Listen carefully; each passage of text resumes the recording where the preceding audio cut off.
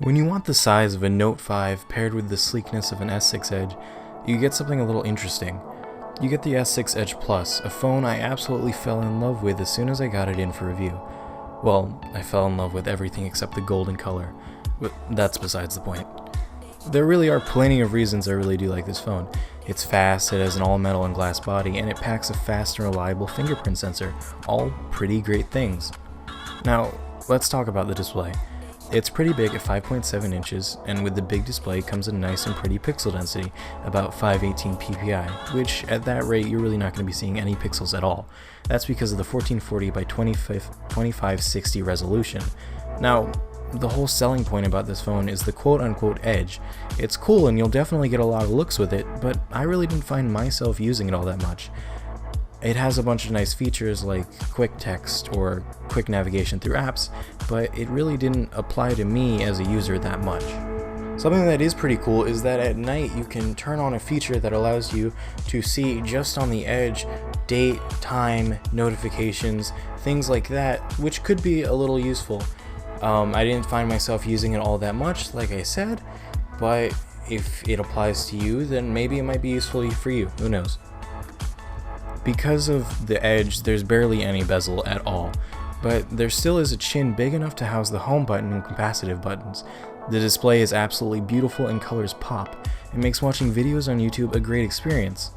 When the fat of your palm isn't touching the side of the phone and messing up the video, or ruining any chance you have of typing without making any grammar mistakes at all. But that's just a small problem I ran into with the Edge. Other than hardware, another thing we always look at is software, and performance is pretty awesome on the S6 Edge Plus.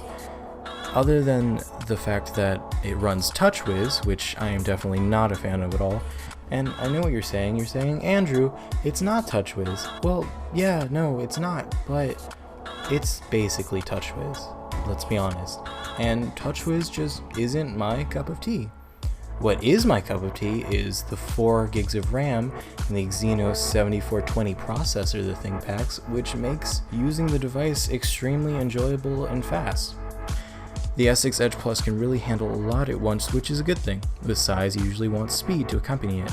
Unfortunately, there are no micro SD card slots available, so you are going to have to stick with 32 or 64 gigs you chose in the first place.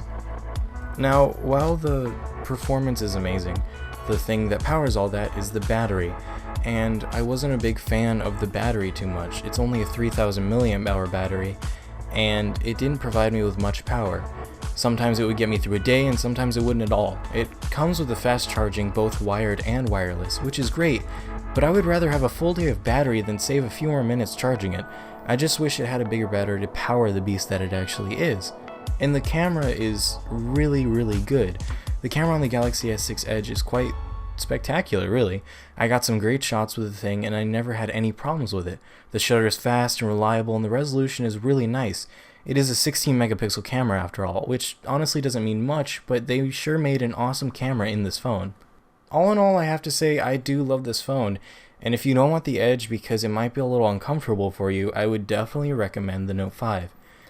Anyways, that's going to be it for our review of the S6 Edge Plus. Please be sure to leave a comment, or if you want to, just yell your feelings on the S6 Edge Plus at your computer. Be sure to give this video a like if you want to, also that would really help us out a lot, and subscribe to the channel for more videos. Have a great one, and we'll see you next time on iTech Triad.